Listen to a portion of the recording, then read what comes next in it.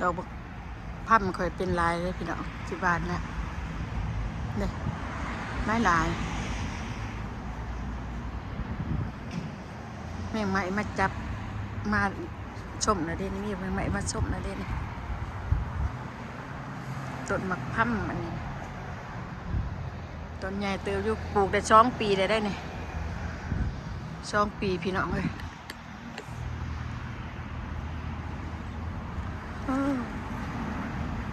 ดอกขาวจ้ำเนี่ยจะได้กินบะก็ได้โอ้ยเพลงนะขอโทษพี่น้องมีแมงไม้มาตอมแล้วดิมักพับนี่มันอยากสิเป็นน้ำงานน้อยๆนี่แน่จังสิละหย่อนอีดีมันก็บ่เป็นเลยมันเป็นนะงานน้อยหวานไว้ใส่ละนี่หวานนั่นนี่หวานไว้ยังหนาวอยู่ไม่ให้เผาบานหรอกแต่มันบ่จับ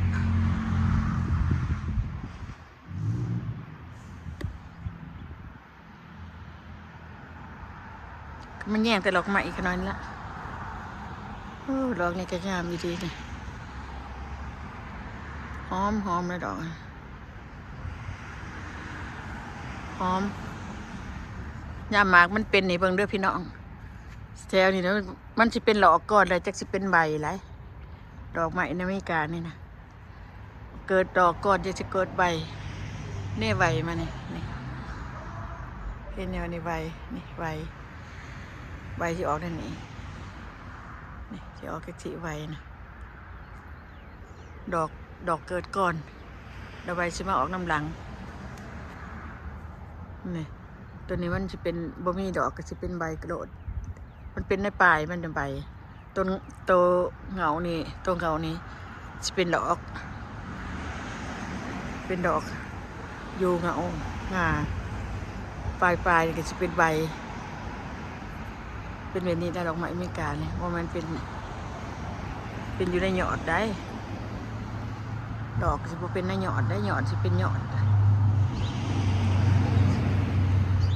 โอ้โหลดกันวันอาทิตย์วันเสาร์วันอาทิตย์วันอาทิตย์พอนี่พี่น้องเลยอากาศดีมื้อนี้นะบางเนาะแดดจ้ำอยู่แดดดีๆเหรอแดดจ้ำอยู่พี่น้องแต่เป็นกำลังขึ้น11 โมงเดี๋ยวนี้หญ้ากระป๋องนะสิได้ตัดหญ้าแล้วเด้นี่สนามตัดก็ได้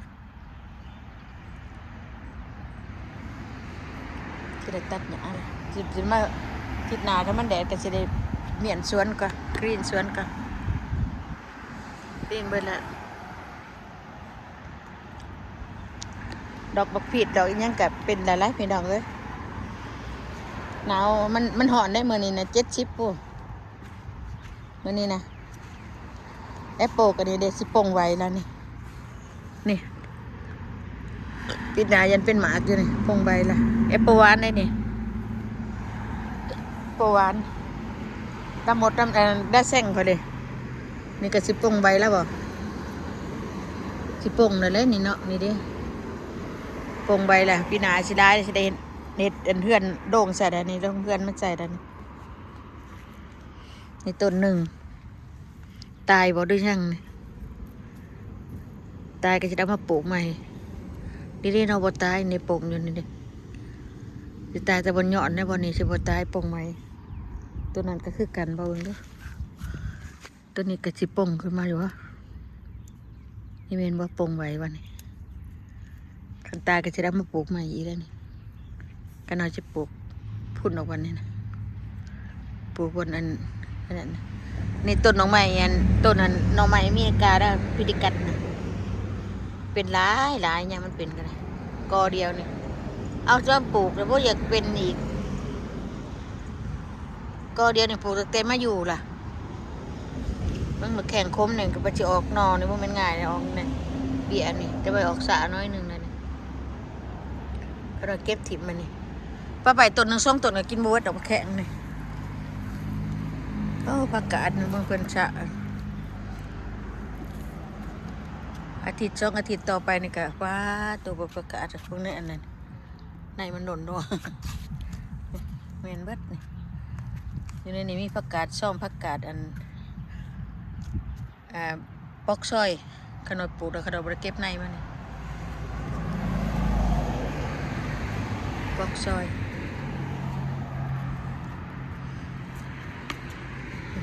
กระเทียมใหญ่อันนี้หัวใหญ่ขนาดได้พี่น้อง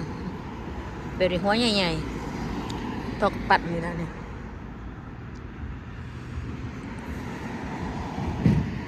อันนี้ก็จิหมางออกก็หมางออกลงเบิดนี่สิเฮ็ดใหม่เช็ดข้างบักบวบกูจักสิปลูกบักบวบใส่จักหน่อยจักเครือ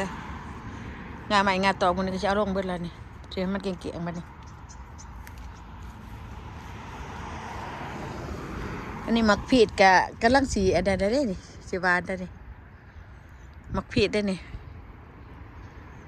ต้นมักพีดในมันอันเบี้ยมันเกิดได้เลยปลาไว้ขนมชายปีกายปีก่อนหมากมันนั่นเป็นต้นอยู่นอกพูนต้นนั้นตัดถิ่มในดังงาทั้งนมมันกองโพดปลาไว้แต่อยู่ทึ่งปลาใบเหกเด็กหน่อยเข้ามาตรงห้ามเฮียนนี่กินข้าวหิวเขาเข้ามาแล้วก็เขากินให้ดูในร้านเด็กหน่อยมีกาวกันนี่แหละดูร้านที่กันนั่นแหละเขามาตรงห้ามเฮียนเขาอยากเขาก็ปิดกินบริวารยังหรอกนี่ปิดตัวนี้ชิลายเป็นต้นหน่วยใหญ่ดอกไม้นี่จะเอาออกงานี่ก็ดิมันบ่งามว่ะปลูกบักทั่วใจแต่มันหกโผดจะเอาออกจะเอางาหน่อยมันตัดเอาแต่งาใหญ่งาหน่อยมันจะตัดถิ่มไว้ดิงาจังสิจะเอาแต่งาหน่อยๆไว้เป็นงาใหญ่ไว้ปลูกบักทั่วมันหกโผดให้ได้บ่งาม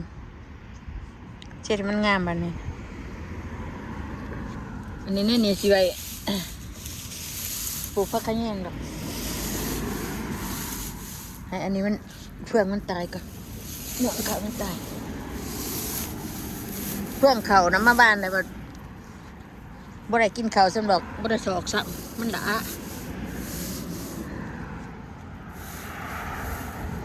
เหยียบลงให้มันอันเปื่อยบ่ได้เกี่ยวซ้ำเขานั่นนี่นะเอากรีนมาใส่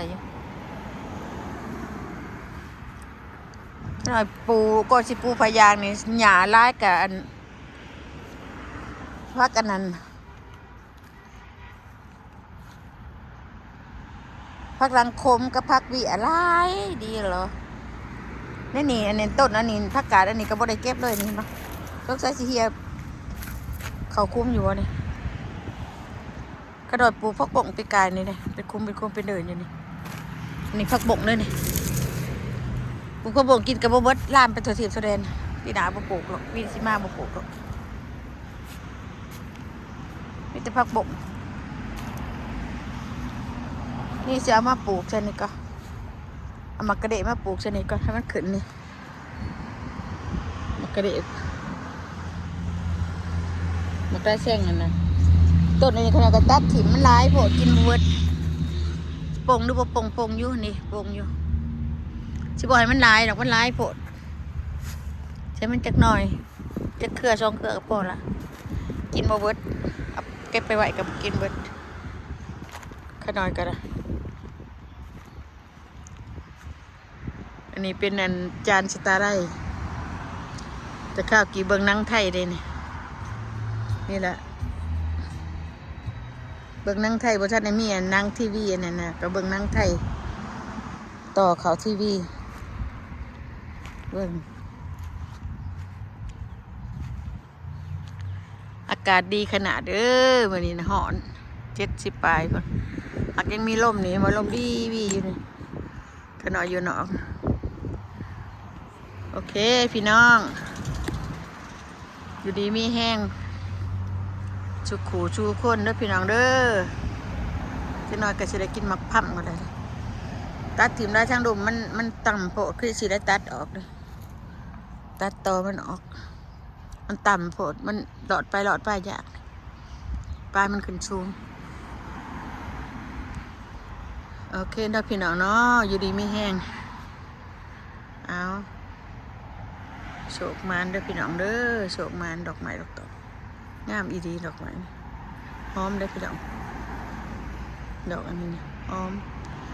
ขนอยปลูกแต่หมากใหม่แล้วในสวนขนอยนี่หมากใหม่มักกินหมากใหม่นี่อ้าวจะได้มีแห้งพี่น้องบาย